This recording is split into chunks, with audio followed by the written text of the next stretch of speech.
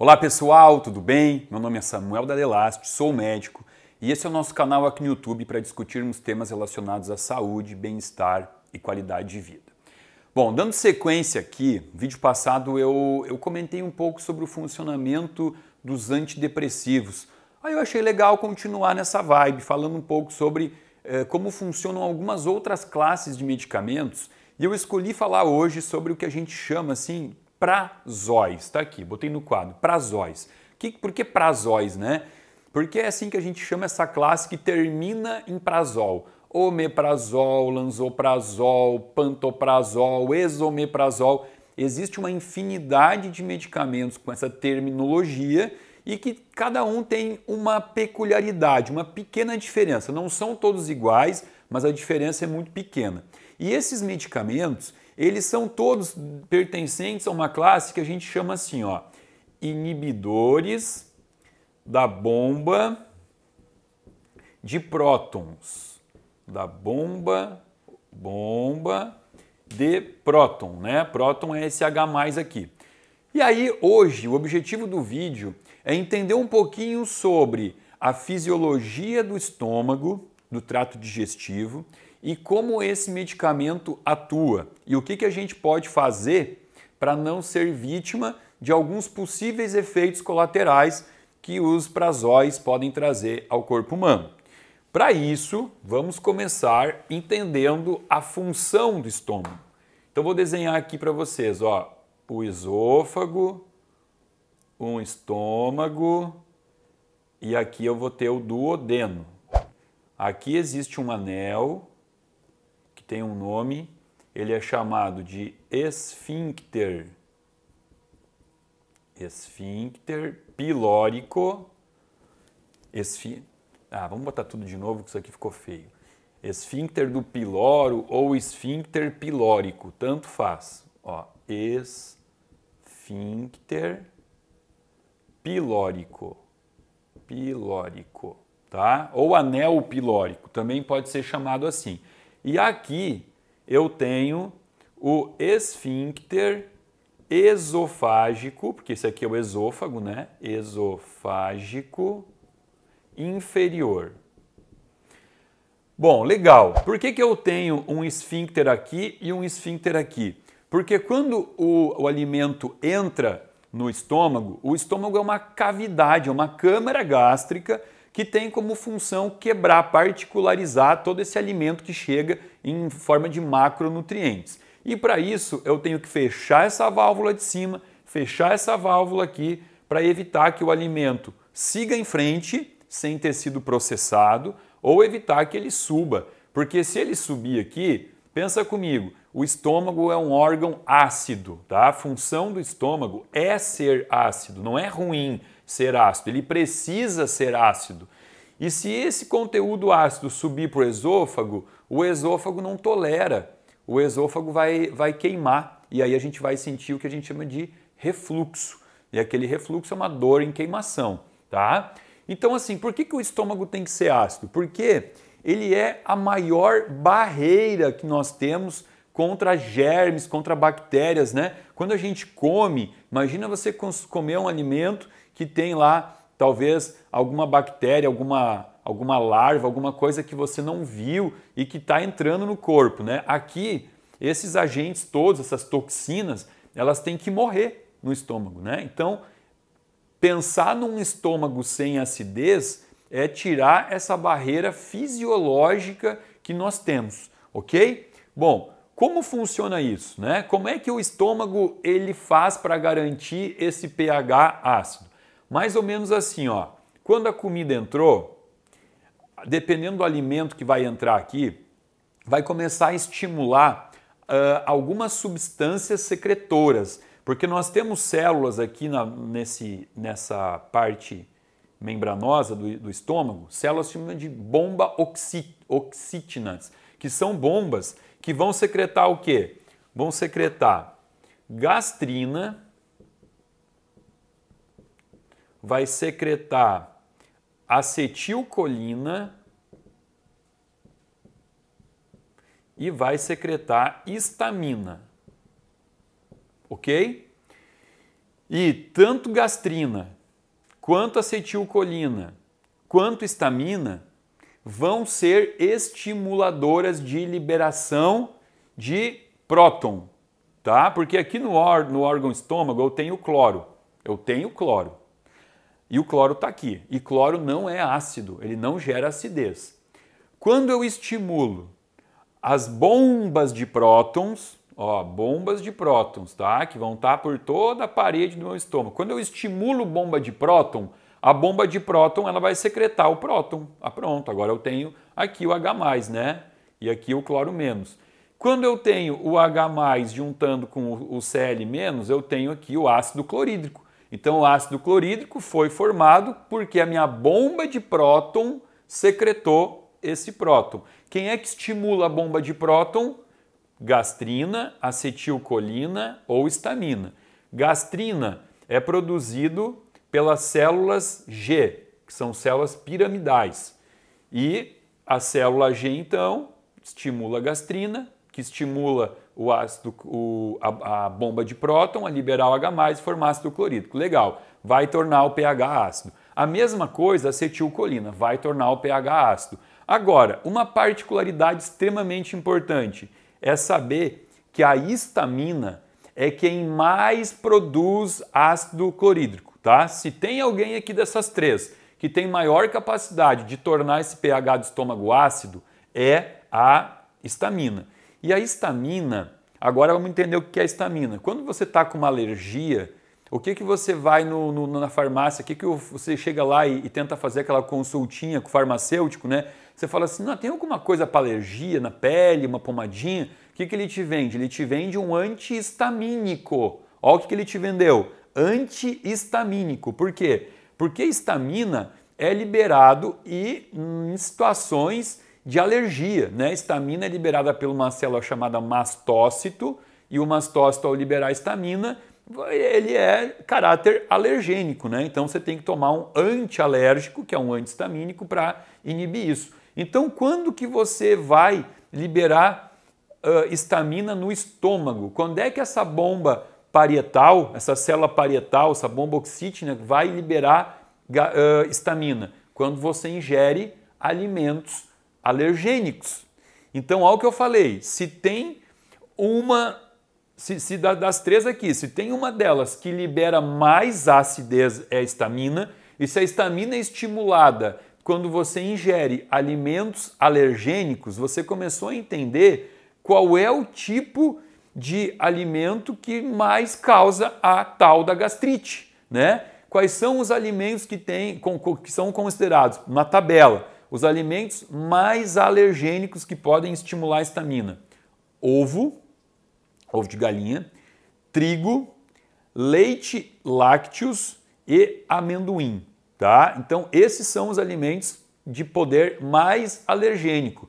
Samuel, todo mundo então vai ter alergia a isso? Óbvio que não. Tem pessoas que vão comer ovos e não vão ter a produção de histamina. Eu estou falando num modo geral, né? Quando você pede aquele exame de alergias alimentares, esses são os que vão vir mais comumente elevados na grande população, tá? Então, óbvio, é legal, você pode fazer um exame desses, mas também você pode tratar a gastrite fazendo a autopercepção, né? Comendo e analisando como é que o teu corpo responde a cada alimento. Mas enfim, aqui ó, importante entender então que uma das maiores causas de gastrite e que fazem com que as pessoas precisem tomar os prazóis, e olha, lembra o que eu falei, né? Prazol é inibidor da bomba de próton, né? Eu acabei de falar para vocês que a bomba de próton, então, é quem vai secretar o hidrogênio aqui para manter o estômago ácido e que existe um nível de acidez que é importante, mas também não é legal eu passar do ponto aqui, né? E que eu gero um ambiente extremamente ácido quando eu tenho a mediação do HCl pela histamina por alimentos considerados alergênicos. Tá confuso? Mas se assistir de novo vocês vão conseguir entender, tá? Então aqui, pronto. Uma das causas de gastrite que faz com que as pessoas precisem usar os prazóis. Agora, vamos entender, olha aqui, se eu tomar um inibidor da bomba de próton, eu vou aniquilar com a produção de próton, eu vou aniquilar com a minha produção de ácido clorídrico. Automaticamente, eu não terei mais um estômago ácido. Agora eu acabei de vez com a acidez. Isso é legal? Lógico que não. Eu acabei de falar para vocês que o estômago é um órgão ácido e assim tem que ser, né? Porque ele é uma barreira fisiológica. Então não é importante, não é interessante aniquilar com a produção de ácido clorídrico, porque o ácido clorídrico é quem vai fazer a digestão. Se você tira esse poder do estômago de fazer a digestão, você acabou de tirar a função dele, né? Então você também pode procurar o médico e falar assim, doutor, corta meu estômago, né? Amputa ele, tira aqui, eu não estou mais precisando dele porque eu vou tomar para sempre um remédio que vai fazer com que eu não produza mais meu ácido clorídrico. Bom, e por que ele é prescrito então? Por que a gente usa isso? Porque em algumas situações de refluxo e gastrite aguda, é interessante você garantir que esse paciente fique aí umas 2, 3 semanas sem essa acidez para poder tratar o paciente. Então a indicação dos prazóis é sempre essa. Uma gastrite aguda, um refluxo agudo, você usa o medicamento, modifica os hábitos alimentares e depois disso você tira o remédio. O que acontece é que tem uma população hoje de pessoas que está tomando esse remédio para o resto da vida. Chegam pacientes no meu consultório tomando omeprazol, pantoprazol, lansoprazol há 15 anos. E aí, vamos entender o que vai acontecer se você não tiver o cuidado de prescrever esse remédio só naquele momento inicial, de forma aguda, se você perpetuar o uso desse medicamento, algumas alterações fisiológicas aqui, elas vão acontecer e o paciente tem que entender isso, né? Porque assim, ó, inibir a acidez é interessante, só que o corpo já faz isso de forma natural. Tudo no corpo tem um feedback positivo e negativo que vai regulando a fisiologia. Por exemplo, eu falei para vocês aqui que a célula G produz gastrina e a gastrina então vai aumentar a produção de próton, né, de H, para poder aumentar aqui o HCl. Legal. Só que existe aqui uma outra célula chamada célula D, que na presença do próton H+, a célula D vai liberar somatostatina. Vai liberar somatostatina. E a somatostatina é a inibidora natural da bomba de prótons, ou seja, quando o corpo viu que pela célula G ele liberou gastrina, produziu muita acidez e que já não está mais precisando, a própria célula D, que é estimulada pelo excesso de acidez, libera somatostatina para diminuir a acidez. O corpo faz essa regulação. Isso não deveria ser feito às custas de medicamento, porque o corpo tem essa capacidade, entenderam? E a gente não pode também ignorar o fato, que eu não falei até agora, que essa parede estomacal aqui, ela produz uma camada de mucina. Existem células aqui que são estimuladas por citocinas, prostaglandina E2, estimula uma camada de mucina. A mucina é um muco que protege o estômago contra essa acidez. Então, quando existe algum dano aqui à parede porque está muito ácido, o próprio corpo já corrige isso, né? Produzindo mucina. E existe o fator de crescimento endotelial, EGF. Fator de crescimento endotelial. O que a gente tem que saber aqui sobre o EGF? Peraí, endotelial. É um endotélio, né? Endotelial.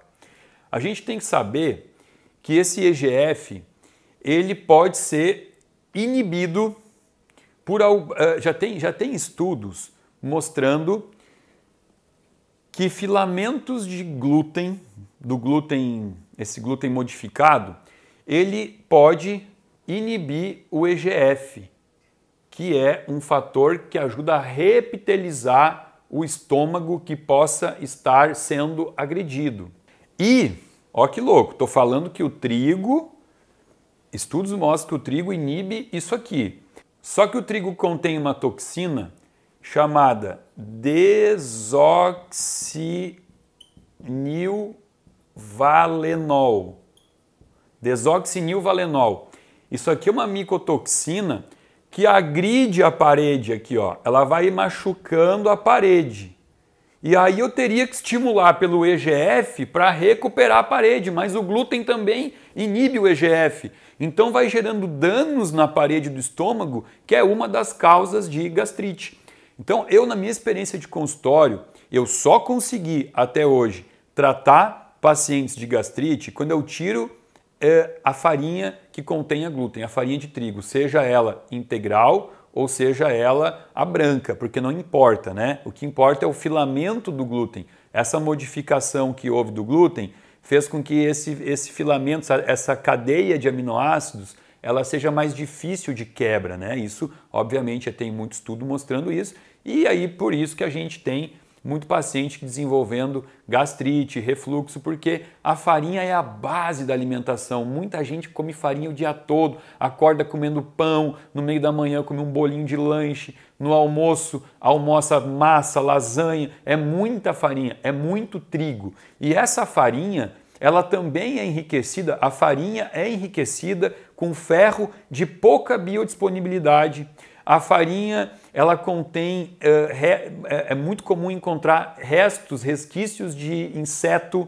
A gente sabe que os depósitos de armazenamento de farinha, eles não têm o cuidado necessário com a questão de contaminação, e esses resíduos de inseto que são encontrados nas farinhas, eles também geram essa liberação maior de histamina, e a histamina vai aumentar o pH. Então é importante, quando a gente está fazendo um trabalho de tratar gastrite, tratar refluxo no nosso paciente, retirar o trigo. Importante, tá? Você que está em casa aí querendo fazer, que está com esse sintoma e está querendo fazer uma dietinha por conta, que eu nunca nem recomendo, eu acho que isso tem que ser sempre acompanhado de um nutricionista, mas a primeira coisa a fazer, exclua, tá? Até porque não existe nenhum nutriente, absolutamente nenhum nutriente que contém no trigo e que não contém em outro alimento que vai fazer falta. Assim, eu tenho que comer pelo menos uma vez por semana porque senão vai faltar nutriente. Não, não existe. Então você pode fazer essa exclusão porque isso não vai trazer nenhum prejuízo para o teu corpo. Por isso que eu posso aqui sim dar essa dica, dar essa orientação de uma forma genérica, não individual. Tá, Samuel, mas por que eu me dei bem com o omeprazol e eu não posso continuar tomando se eu tô tão bem, se curou minha gastrite e tal? Bom, aí, pessoal, a gente tem que ir para os papers, né? Ir para os artigos. O que os artigos científicos vêm mostrando? Aqui a gente tem alguns problemas, tá? Porque como eu expliquei para vocês, o uso desses medicamentos que são indicados para tratamento de doenças agudas, quando eles passam a ser usados em doenças crônicas, veja bem, existe uma vitamina muito chatinha, que é a vitamina B12. A B12 é chatinha. Por quê? A B12, também chamada de fator extrínseco, quando chega no estômago, ela tem que ser ligada ao fator intrínseco. Aqui dentro do estômago eu tenho o fator intrínseco, que é dependente de acidez. Eu só terei fator intrínseco dentro do meu estômago se eu tiver um estômago ácido.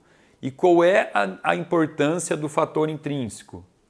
É que ele vai se ligar na vitamina B12 e vai levar a minha B12 intacta até o íleo. Íleo é uma porção do intestino, tá? E é só no íleo que a B12 vai poder ser absorvida. E ela só consegue chegar até o íleo se eu tiver presença de fator intrínseco. E o fator intrínseco só existe em estômago ácido. Então, quando eu tomo um inibidor da bomba de prótons, eu inibo a minha secreção ácida e eu perco a função do fator intrínseco.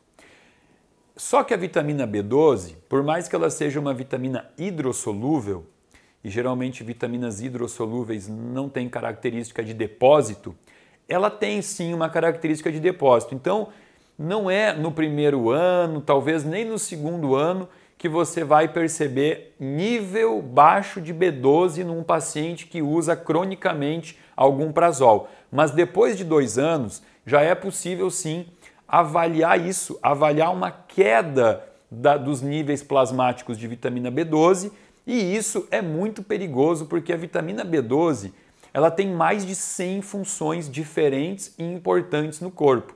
Mas vamos citar aqui uma das principais funções, a função cognitiva. Então, hoje, a gente tem uma série de pacientes sendo tratados de demência e que, na verdade, o que eles tinham eram níveis baixos de vitamina B12. Existe uma epidemia de vitamina B12 baixa, até porque nos exames, alguns exames de sangue trazem uma referência de vitamina B12 falando que de 210 a 980 são valores normais. E aí o paciente está tomando um pantoprazol, um lansoprazol e está com nível baixo de B12, ele vai no médico e a vitamina B12 dele está em 300 e talvez o médico não está tão atento nessa parte nutricional, não é bem a área dele, ele fala assim, está dentro da referência. E o paciente segue a vida assim. E a memória vai indo embora, pode causar depressão, a falta de B12 também pode trazer níveis baixos de felicidade, né? E aí, o que a gente tem que fazer aqui? A gente tem que restaurar, então, essa fisiologia ácida do estômago. Samuel, mas se eu voltar a ter acidez, eu vou voltar a ter minha gastrite, ter um refluxo? Não.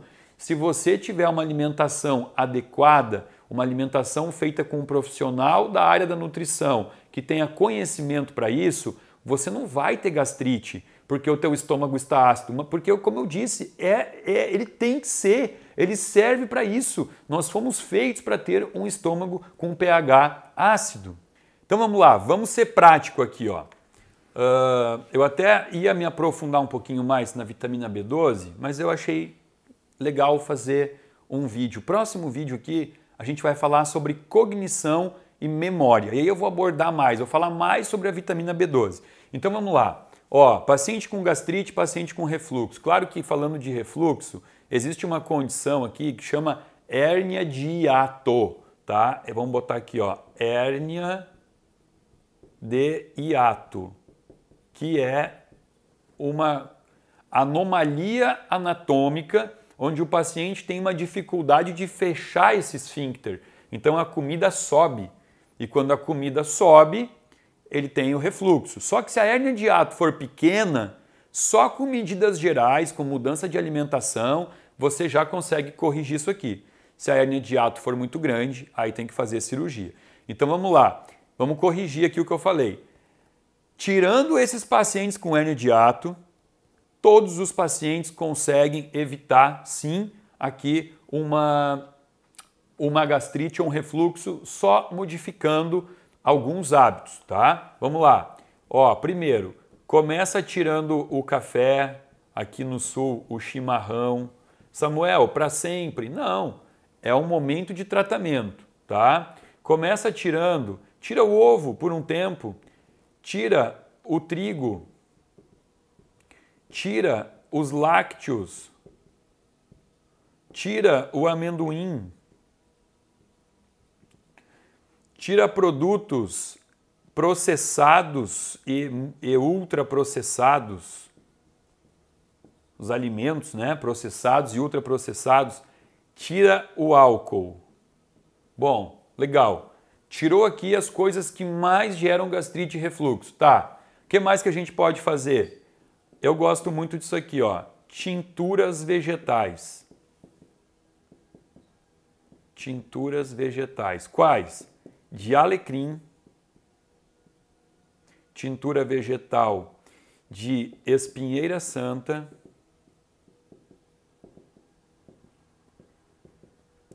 tintura vegetal de guaçatonga.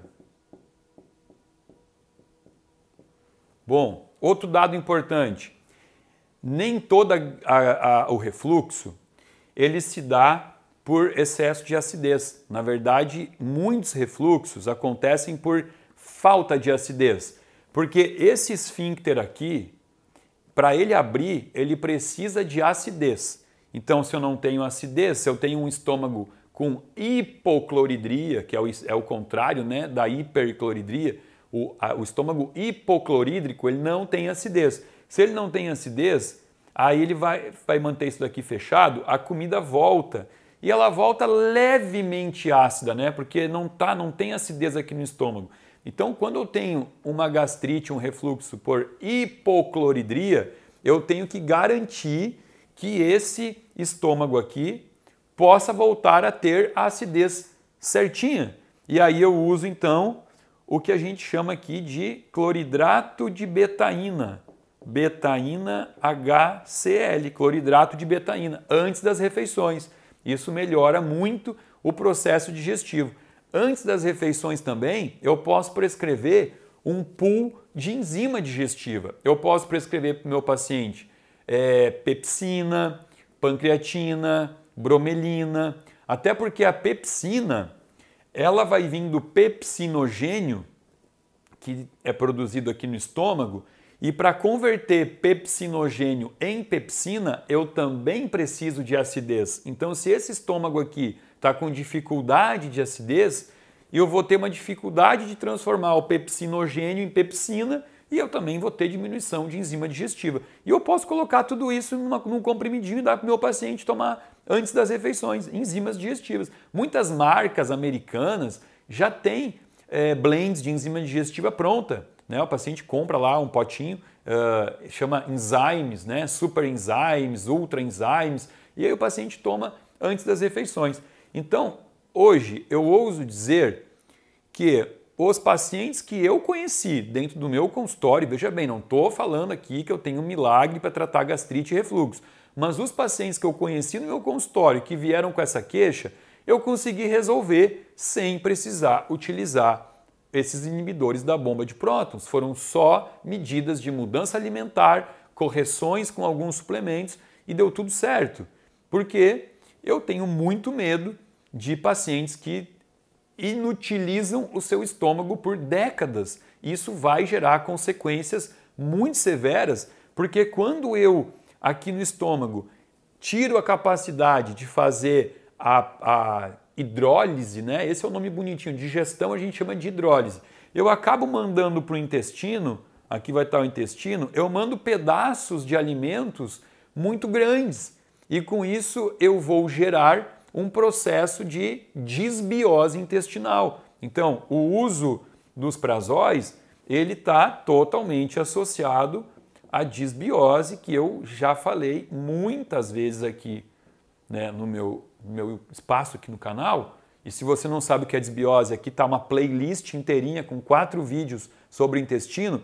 E disbiose hoje é o início de muito, é onde começa a rinite, a sinusite, a asma, a bronquite, a rosácea na pele, infecções urinárias, candidíase, herpes, tudo isso começa com disbiose. Então veja o que eu estou falando, tirar esse poder de fazer a digestão pode gerar disbiose e essa disbiose pode desencadear uma série de doenças, de manifestações chatas que você nunca vai curar porque você vai ficar tentando tomar o remedinho para a rinite, mas não vai tratar o teu intestino que está fermentando, está putreficando restos de comida que não foram bem digeridos aqui no teu estômago.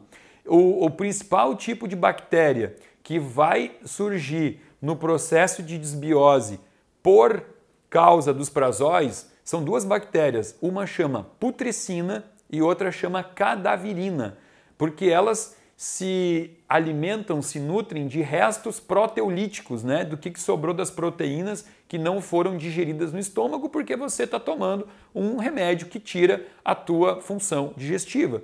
Então é muito importante entender isso, porque essa disbiose aqui, ela também está associada com outras doenças, ou seja, o corpo humano é assim, uma coisa vai levando a outra, né? Não dá para a gente enxergar o corpo como um estômago, é só um estômago, ponto final, a partir daqui o estômago não se comunica com o resto do corpo. Tem até estudo em rato mostrando que inibir a bomba de próton pode aumentar o depósito de tecido beta-amiloide no cérebro, e tecido beta-amiloide no cérebro é igual a Alzheimer, mas veja bem, esse estudo Só em rato, não tem esse estudo em humano ainda, tá? Outra coisa, quando eu tenho inibição aqui da minha acidez, eu também posso ter uma maior prevalência de Clostridium difficile, que por sua vez é o que desencadeia muitas vezes a colite pseudomembranosa, que é uma patologia de intestino péssima. A pessoa que tem colite sofre com isso e tudo pode ter começado aqui no estômago. Entenderam? Então a gente tem que começar a ter essa visão mais ampla, né? De pensar, bom, se esse órgão aqui tem função, o mínimo que eu tenho que fazer é fazer com que ele continue exercendo a função dele, tá? Pessoal, então assim, ó, antes de terminar o vídeo é importante eu falar, se você é um usuário desse tipo de medicamento, eu não estou falando para você parar de tomar, tá? Entendam isso. Eu estou falando, repense as tuas atitudes, reveja a tua alimentação, converse com o seu médico, fala assim, pô doutor, eu estou tomando há 3, 4 anos um esomeprazol, só que eu nunca parei de tomar leite, eu nunca parei de consumir peito de peru, eu ainda como Nutella no potinho, paz de amendoim. Será que se eu parar de consumir esses alimentos, eu não posso fazer um teste diminuindo o medicamento, até talvez tirar ele? Faça isso sempre acompanhado do seu médico, tá? A dica de hoje era entender essa fisiologia toda, como funcionam esses medicamentos e alertar que nem todo mundo precisa desse remédio para viver para o resto da vida. Tá bom? Gostou do vídeo? Dá um likezinho aqui, por favor. Não se inscreveu no canal ainda? Se inscreva, aciona o sininho para receber. Toda segunda e sexta-feira tem um vídeo, tem uma dica aqui do canal. Abaixo do vídeo tem um link onde você pode se inscrever e fazer parte de um grupo VIP de pessoas que recebem semanalmente conteúdo exclusivo e gratuito. Tá bom? Muito obrigado.